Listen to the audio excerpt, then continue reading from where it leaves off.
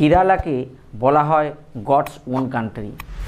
গত কয়েকদিনে আমরা অবশ্যই দেখেছি টিভিতে, নিউজ পেপারে, যে সেই ঈশ্বরের নিজের দেশে প্রকৃতির হত্যালীলা।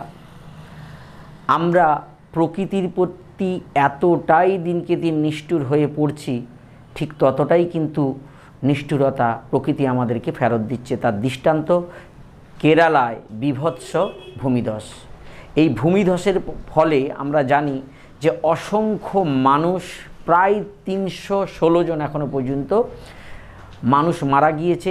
এখনও পর্যন্ত উদ্ধার কাজ চলছে। আরও হয়তো আমাদের মৃত্যুর খবর, মৃত্যুর সংখ্যাটা আরও হয়তো পরকে পর বাড়বে।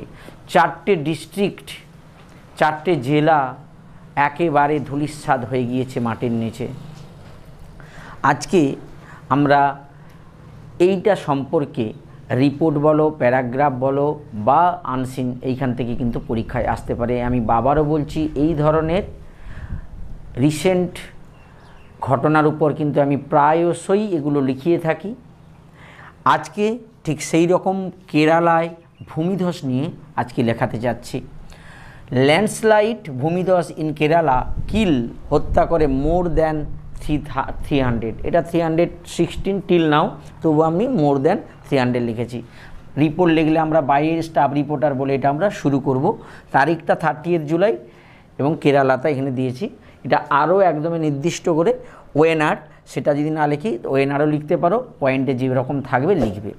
গ্রিন টি প্ল্যান্টেশন, সবুজ চা বাগান অ্যান্ড ফরেস্ট, বনভূমি, হ্যাভ ডিসেন্ডেড ডাউন, নেমে গিয়েছে, দি স্লপস ঢাল বেয়ে অফ সিনিক হিলস, সুদৃশ্য পাহাড়ের ঢাল বেয়ে নেমে গিয়েছে সবুজ চা বাগান এবং বনভূমি। এ মিস্ট শ্রাউডেড ভ্যালি, কুয়াশা ঢাকা উপত্যকা, is at the foot of the mountain, পর্বতমালার পাদদেশে কুয়াশা, একটা কুয়াশা ঢাকা উপত্যকা। আনটিল এ ডে এগো, একদিন আগে পর্যন্ত, সাচ ওয়াচ, এটাই ছিল ওয়ানার অফ কেরালা। কেরালার ওয়ানারের পরিস্থিতিটা কিন্তু এরকমই ছিল। কীরকম না, সবুজ চা বাগান আর বনভূমি, পাহাড়ের ঢাল ভেঙে নেমে গিয়েছে এবং কুয়াশা ঢাকা একটা উপত্যকা। এই ওয়ানার এতদিন পর্যন্ত এরকমই ছিল, একদিন আগে পর্যন্ত। দিস ওয়ানার টার্নড ইনটু, পরিবর্তন হয়ে গিয়েছিল মাড কভার্ড স্লটার হাউস, মাটিতে ঢাকা একটা বদ্ধ ভূমিতে। এই স্লটার হাউস কথার অর্থটা হচ্ছে বদ্ধভূমি, বদ্ধ ভূমিতে পরিণত হয়েছিল। আফটার ডিভাস্টেটিং ল্যান্ডস্লাইডস, বিধ্বংসী ভূমিধস, স্ট্রাক 3 টাইমস, যেটা 3 বার ধরে আঘাত করেছিল। এখানে জায়গাটার নাম ওয়েনার বলে লিখতে পারো। In a span of 4 hours, 4 ঘন্টার ব্যবধানে, অ্যাট নাইট, রাত্রেবেলা, অন 30 জুলাই, 30 জুলাই রাত্রেবেলা 4 ঘন্টার ব্যবধানে 3 বার বীভৎস ভূমিধস আঘাত করার ফলে এই ওয়েনার্ড পরিবর্তন হয়ে গেছে একটা কাদায় ঢাকা বদ্ধভূমিতে। অ্যাকর্ডিং টু সোর্সেস, সূত্রানুযায়ী, ডিউ টু হেভি রেন, প্রচুর বৃষ্টিপাতের ফলে, কারণটা দেওয়া থাকবে অবশ্যই কজ বলে, দি মাউন্টেন্স, পাহাড়গুলো যেন প্র্যাকটিক্যালি স্বভাবতই যেন ফেল ডাউন, ভেঙে নেমে এসেছে। পাহাড় যেন আসলে যেন ভেঙে নেমে এসেছে। মুন্দাক্কাই, চূড়ামালা, আতামালা, নুলপুজা, এই যে 4টা ডিস্ট্রিক্ট এখানে নাম দিয়ে দেওয়া আছে, মুন্দাকাই, চূড়ামালা, আতামালা, নালপুজা ডিস্ট্রিক্টস, হ্যাভ বিন সাবমার্জড, মানে জলে ডুবে গিয়েছে। সাবমার্জড মানে আন্ডার ওয়াটার, জলের নিচে চলে গিয়েছে। সাবমার্জড ইন মাড অ্যান্ড ওয়াটার, মানে কাদা এবং জলের নিচে চাপা পড়ে গিয়েছে। এই 4টা জেলা অর্থাৎ একেবারে ধ্বংস হয়ে গিয়েছে। দি কমিউনিকেশান, যোগাযোগ ব্যবস্থা, communication system with this 4 district, এই 4টা ডিস্ট্রিক্টের সঙ্গে যে যোগাযোগ ব্যবস্থাটা has been completely cut off, সম্পূর্ণ বিচ্ছিন্ন হয়ে গেছে। মাইলস আফটার মাইলস, মাইলের পর mile, have been washed away, ধুয়ে মুছে গেছে বাই দি ওয়াটার, জলের তোড়ে মাইলের পর মাইল একেবারে জায়গাগুলো ধুয়ে মুছে গেছে।